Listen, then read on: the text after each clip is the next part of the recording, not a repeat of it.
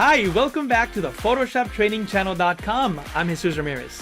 In this video, I'm going to show you 10 Photoshop secrets, tips, and tricks to create perfect cutouts. My goal for this video is to show you techniques that you probably don't know that will help you remove backgrounds and create better cutouts. By the way, I'm in the latest version of Photoshop. If you're in an older version, no worries. Most of the tips and tricks that I'm going to show you today should work, except for the artificial intelligence feature that we will use in one of the tips. Before we get started, I would like to ask you for two favors. Number one, if this is your first time at the Photoshop Training channel, then click on the subscribe and notification buttons so that you don't miss any new Photoshop tutorials. If you're already subscribed, then click on that notification bell. Number two, if you see anything in this video that helps you in your creative work, then click on the like button and let me know in the comments which tip or technique that was. Also, I would like to thank MSI for sponsoring this Photoshop tutorial. Today I'll be working with my MSI Prestige 15 laptop, which is a powerful 4K computer with great color representation. Okay, let's jump right into the tutorial.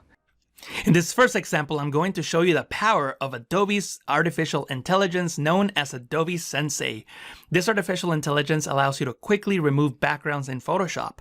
All you need to do is have a layer selected, make sure that the layer is on lock. If you see a lock, simply click on that lock, and in the Properties panel, you'll see under Quick Actions a Remove Background button. When you click on that, Photoshop will use machine learning technology to detect the main subject and remove the background. I'll zoom in. Although the artificial intelligence is not perfect, it is a great starting point for your cutout projects. Two of the most powerful yet underutilized tools for masking in Photoshop are the minimum and maximum filter. Let me show you how they work. I'm going to zoom in so that you can see the edges on this runner. You can see that there are some white halos known as fringing going around them. And you often see that when you're trying to mask elements that are up against a white background or have edges that are not well defined. And one way of removing them is by using the minimum filter, which allows you to contract the mask. It's really easy to use. All you need to do is select the layer thumbnail, then go into Filter, Other, and select Minimum. This will bring up the minimum window, and from here you can contract the mask based by number of pixels. If I click and drag this over, you'll see that the mask will contract to 60.8 pixels, and this is obviously not what we want to do in this case, but you can see the power of this filter. So what I'll do is I'll come back down to about maybe 3 pixels. And what I can do now is tap on the down arrow key on the keyboard to come down 0.1 pixels at a time, so I can really fine tune how much I contract my mask. You can see the before and after by clicking on the check mark before and after. You can see that the edge halos are all gone. You can also press the P key on the keyboard to enable or disable the preview checkbox on all dialog boxes inside of Photoshop. Also, I want you to know that there is a preserve algorithm. Either you'll preserve roundness or squareness. You want to select squareness if you're working with man-made objects, but if you're working with organic objects like a human being in this case, roundness will be the better choice because we don't have too many straight edges. I'll press OK, and Photoshop applies that contraction to my layer mask. Now let me show you how the maximum filter works. If you go into Filter, Other, Maximum, you'll find a filter that does the opposite. It expands the mask by a number of pixels. In this case, I have a 25 pixel radius. That means that the mask is now expanded 25 pixels. I'll press OK, and you can see now how it appears that I have a 25 pixel stroke on my mask, but it's not really a stroke. This is where the mask is. If I hold Control and Windows Command on the Mac and click on the layer mask thumbnail, you'll see that the selection adheres to the edge of that white stroke. Sometimes it's a lot easier to use the Blend If command than to create a mask. In situations like this where we have a lot of fine detail that will be really difficult to mask, we can instead use the Blend If command. But before we go in there, let's take a look at the channels panel. And you always want to check each individual channel, the red one, the green one, and the blue one, to see which one has more contrast between the foreground and background. In this case, the sky is almost white and the foreground elements are almost black. And that is very important to note. Black foreground, white background. What I'll do now is click on RGB and go back into the Layers panel And let me quickly show you the layer that is below here. I'm gonna bring out this sky on top of here. And the way that I'm going to do that is by double clicking to the side of the layer to bring up the layer style window. From here, I can go back to that same channel, the blue channel, under blend if, click on this drop down and select blue. Remember, we had a black foreground and a white background. So watch what happens when I click and drag this black point under the this layer section. So I'll click and drag this to the right and notice how all those pixels that were black are disappearing and showing what's beneath. And if I click on the white point, I'm sure you guess what's going to happen. Everything that was white on that channel will disappear. You can also hold Alt on Windows, Option in the Mac, and click on this point to split it in half. Spread it apart and you'll create smooth transition between visible and invisible pixels. Press OK and you can now select the background layer and adjust it anywhere that you want. And if I zoom in, you'll see that Photoshop did a really good job in masking these difficult to select areas. In this next tip, we're going to continue where we left off in the previous example. So now that I have a layer that uses blend if to blend it with the layer below, I can create an adjustment layer to adjust my image. I'll click on this icon to clip it to the layer below. In other words, this levels adjustment layer will only affect the foreground layer. But watch what happens when I make an adjustment. The original sky starts coming back if I make the image darker. And if I make it brighter, then pixels on this layer will start disappearing. And that's because blend if uses the luminosity of those channels to create the blend. So if we change the luminosity of the image, we change the luminosity of the RGB channels, and therefore we change the blend. So how can we make this layer into actual transparency so that we don't change the blend? First of all, what we can do is reset the levels adjustment layer so that it's not adjusting anything. Then right click on this foreground layer and select Convert to Smart Object. Notice the layer thumbnail now. We see the checkerboard pattern that indicates transparency. So this is actual transparency now. If I come into the levels adjustment layer once again, I can make any adjustments that I want and the pixels will not change because we are now working with actual transparency. If I hold Control on Windows, Command the Mac, and click on the layer thumbnail, Photoshop will load the active pixels as a selection. This wouldn't happen if we hadn't turned the layer into a smart object. If it was just a regular layer like before, Photoshop would just select the entire layer. In this next example, we'll continue working with the previous image. And what I'm going to do now is show you how to convert the blend if transparency into a layer mask. So let me just undo these last few steps. So I'll press Ctrl Z on Windows, Command Z on the Mac to undo several times. Once you have your background layer back and it's no longer a smart object, when you can no longer see that transparency, I can select that layer and press Ctrl J on Windows, Command J on the Mac. So now I have two layers.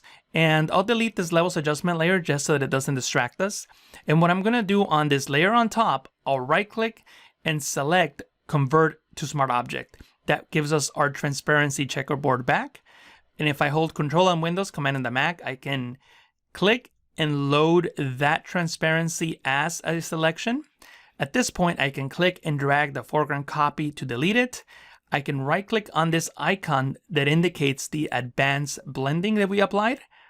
And I can right click on that and select Clear Layer Style. That will remove the blend if, but now with that selection active, I can click on this layer mask icon to create a layer mask based on the blend if transparency. So I can now work with this layer mask just like I could with any other layer mask in Photoshop. In this next tip, I'm going to show you my two-step process for creating better layer mask using the Select and Mask workspace. So with your layer selected, you can go into Select and click on Select and Mask. This will bring up a dedicated workspace that allows you to create selections and layer masks. I have my view set to onion skin and my transparency set to 50%. To make a selection, I can use the artificial intelligence, the same one that we already looked at. You can enable the quick selection tool, and from the options bar, click on Select Subject, and Photoshop will use machine learning technology to find the edges of this image. And it does a really good job, as you can see. However, if I tap on the Z key to enable the zoom tool and zoom in, you can see that the edges are very jagged. It might not be visible in this view, so you can change the view into the black and white, and you can see the jagged edges. I can smooth those out by simply dragging the smooth slider to the right, and that creates much smoother edges. And I can also sharpen those edges by dragging the contrast slider to the right. And that will make the edges around my model look great. However, in areas where we have hair, the edges will not be very good. And that is because the edges on her hair are vastly different than the edges on her body. And we were focusing on smoothing the edges on her body with these sliders. So what you need to do is simply press OK so that Photoshop can create a mask based on that selection. And now we can focus on her hair. So we can actually go back into the selected mask workspace by double clicking on the hand tool. Notice that the smooth and contrast sliders are now set to 0. So that means that there are no glow or refinements being applied to the image anymore. So what I can do is double click on the hand tool to fit the image to screen, and then select the refine edge brush, make it a little bit bigger by tapping on the right bracket key on the keyboard. And I can now click and drag over the edges around her head to make a better selection around her stray away hairs, like so. And this would just make a much better selection. In some cases, you are gonna need to zoom in and make sure that you switch over into the brush tool. Make sure that this plus icon is selected, and you can paint in the details that Photoshop is hiding that shouldn't be hidden. So I'm just gonna paint really quickly here, and I'm using the space bar to pan. And I'm just painting in these areas so that they are visible when I apply the changes to my mask. Like so. I'll double click on the hand tool to fit the image to screen, and I'll press OK. Photoshop applies those adjustments to my mask, and if I zoom in, you'll see that this is a much better layer mask than we had before, just because we used a two-step process that gave us much better results. In this next example, I'm going to show you how to customize a brush to make better selections. So I'll start by using the same artificial intelligence to get us started. From the properties panel, I'll click on the remove background button. Now that the background has been hidden, I'm going to make a few adjustments to the background with the brush tool. I'll select the brush tool, and I'm just going to paint with black on my layer mask and hide the areas that I know I will not need for sure. So I'm gonna hide the leash and this part around his face, like so. Now that I've done that, I need to look at the areas that have fur that are going to be very difficult to select, like these areas here and the areas around his tail. So what I'll do now is zoom in a little bit so that I can see the entire image, and I need to make a selection with the lasso tool around the areas that have this really difficult to select sections, like these here. So I'm going to go and make that selection there, another one here, like so, and I'm just going to select them with the lasso tool, like you see here. And notice that I'm not being precise at all. So now that these areas are selected, what I can do is make sure that my layer mask is selected and go into filter, other, minimum, and do a large number, around 24, maybe even more. Why don't we try 30 pixels? And that pushes the edges in dramatically, and that's exactly what I want. I'll press OK. Next, I'll press Ctrl D on Windows, Command D on the Mac to deselect. And to better see what we're doing, I'll create a solid color fill layer, and I'll just make it a dark gray, and I'll place that below the dog so that we can see our image. I'll zoom in, and what I want to do is make sure that we get the fur back. And it's going to be impossible to select the real fur. If I hold the shift key and click on the layer mask thumbnail, you'll see that these pixels are just too difficult to mask and select. So what I'll do instead is create fake fur using the original fur. And we're going to use a customized brush for that. Let me show you how that works. I'll select the brush tool, then I'll click on this drop down, and we're going to use the legacy brushes inside of Photoshop. If you're in an older version of Photoshop like CS6, you don't have to worry about this part. These brushes are enabled by default. But on new versions of Photoshop, we have to enable the legacy brushes. I'll click on that, press OK, and Photoshop will add this folder that contains brushes. And the brush that I'm going to use for this is found under the default brushes folder. I'll open that up, and I'm going to go look for my grass brushes. Here they are. I'm going to select the Dune Grass brush. And I'm going to create a new layer above the dog layer so you can see how this works. If I simply click and drag, you'll see how that looks. It uses the foreground and background colors to create that effect. And I don't want that. I want just a solid color. So I'll click on this icon and I'll disable the color dynamics. So now when I paint, I get that result that you see there. Now I have to look at the fur in the actual dog layer. So I'll click on the layer thumbnail while holding shift so that I can see how the fur sticks out. So the fur is going down a little bit and it's sticking out to the left. So I need to try to match that with this brush. So what I can do now is rotate my brush. You can see how I'm rotating it by clicking and dragging on this icon. And now the hair is pointing up, so I need it to point down. I can simply click on the flip X checkbox and now it's facing down. And I need to adjust the rotation a little bit, so maybe something like that. And yeah, that looks pretty good. So what I'll do now is I'll delete this layer because I don't need it anymore. I'll come into the layer mask and I'll paint with white along the edges here like so. So I'm going to continue filling in the fur. I can tap on the left bracket key on the keyboard to reduce my brush size. I'll collapse this panel just so that it doesn't block our view, and I'll continue painting. And notice now I'm getting much more realistic fur than what I had before. Also, to make it easier to see, with the layer mask selected, I can go into the properties panel and bring down the density, and you can see where the original fur is, so I can paint up to those edges. That way my mask matches a little better, like so. And I can just continue painting in those edges so that it matches the fur as close as possible. Once I'm done, I can bring the density back up to 100% and you can see the edges. This technique will give you a much better mask than actually trying to cut out the original fur. In some cases, when working with adjustment layers, you need to create a layer mask so that your adjustments are contained to the proper pixels. Let me show you one example of this. If you're working with a hue and saturation adjustment layer, you can click on this icon and then click and drag on an area to adjust the saturation of the pixels that you selected. Also, if you hold Control on Windows, Command on the Mac as you do that, you will adjust the hue. And I think in this case, adjusting the hue is a better example to show you what the problem is. We want to change the color of this blue backpack to something else, but there is a lot of blue in the image. There's a lot of blue haze in the background. This hat has blue in it, so we're also changing those colors. So let me show you a technique that you can use to properly isolate the colors that you want to adjust.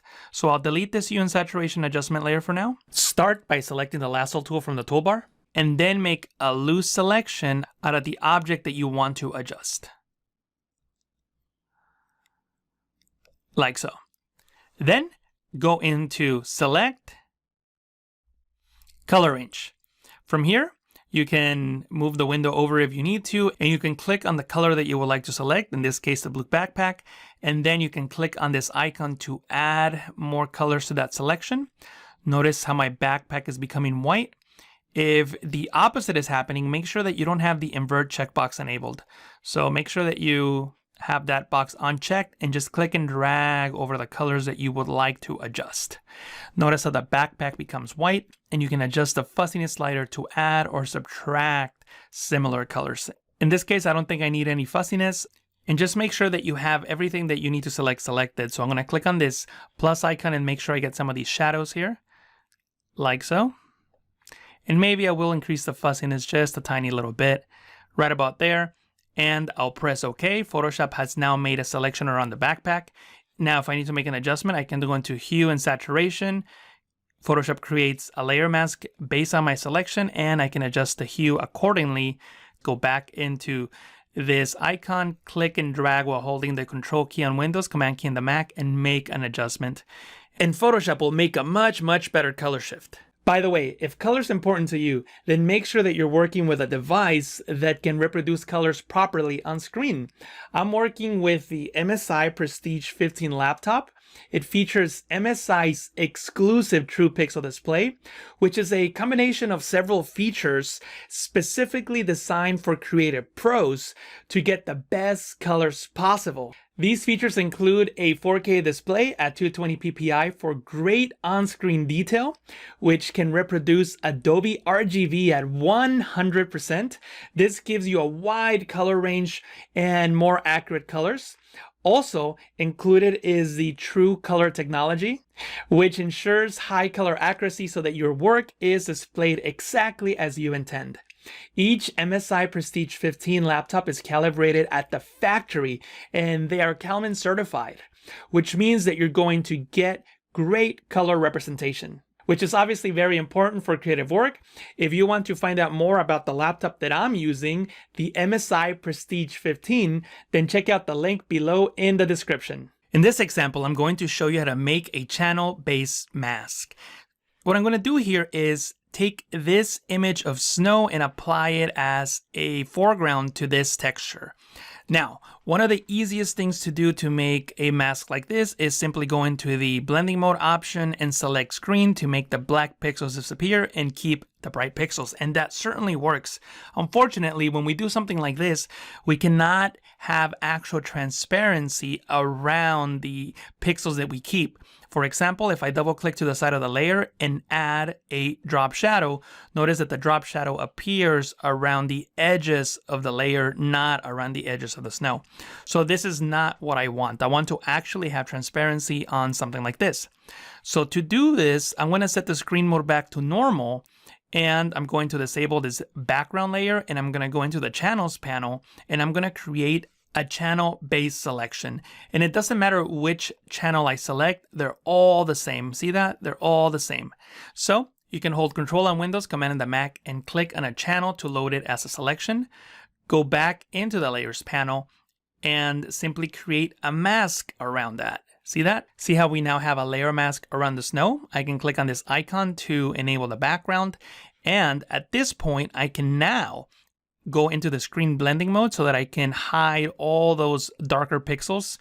This is what the image looks like with screen. This is what it looks like with normal.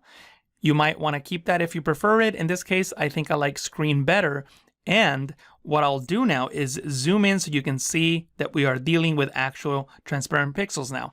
I can double click to the side of the layer to bring up the layer style window, and I can add a drop shadow to the layer. If you remember, the light is coming from the top left, so we need the shadow on the bottom right. You can actually click and drag directly on the image to reposition the shadow. So I'm just going to drag it just to the bottom right, and I'm going to click on the color, select the background here, and just select a darker color from that. And I can now adjust the opacity accordingly. And it now looks like we have snow on that surface. So this is how you would create a channel-based mask.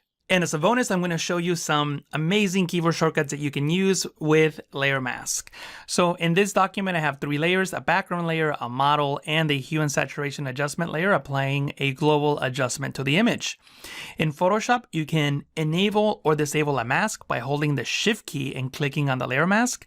You can see that red X over the layer mask. If I hold Shift and click on the layer mask again, it brings the layer mask back. If I hold the Alt key on Windows option on the Mac, I'll get the alternate view. That's an easy way of remembering it if you're on Windows. Alt, alternate.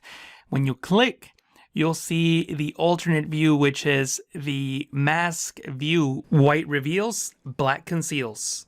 To go back into the regular view, you can hold Alt on Windows option on the Mac again and click on the layer mask thumbnail. You can also move a layer mask to another layer simply by clicking and dragging it over into another layer, like so. Notice that the layer mask is now on the layer on top and not on the model layer anymore. You can hold Shift, click, and drag a layer mask into another layer, and that inverts the selection as you move it. Notice now that the model is hidden, but not the background. So holding Shift as you drag it into another layer will move the layer and invert it at the same time. You can also press Control-I, Command-I on the Mac to invert a layer mask. And if you want to duplicate a layer mask, what you need to do is hold Alt on Windows, Option on the Mac, and click and drag it into another layer, and Photoshop will duplicate the mask as it was. I'll delete the mask by right-clicking and selecting Delete Layer Mask. And if you hold Alt and Shift on Windows, Option and Shift on the Mac, and click and drag the layer mask into another layer, it will duplicate it and invert it at the same time.